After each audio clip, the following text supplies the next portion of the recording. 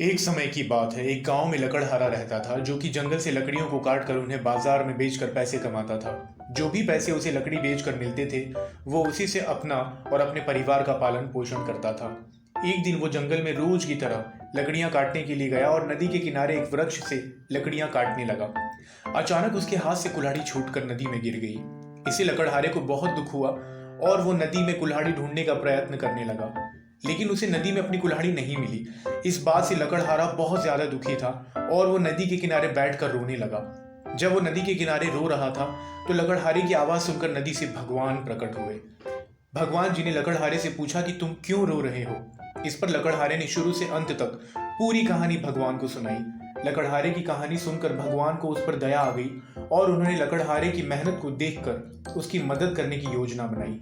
इसके बाद भगवान जी नदी में गायब हो गए और एक सोने की कुल्हाड़ी लकड़हारे को देते हुए बोले, क्या ये तुम्हारी कुल्हाड़ी है? सोने की कुल्हाड़ी देखकर लकड़हारा बोला, हे भगवान, ये कुल्हाड़ी मेरी नहीं है।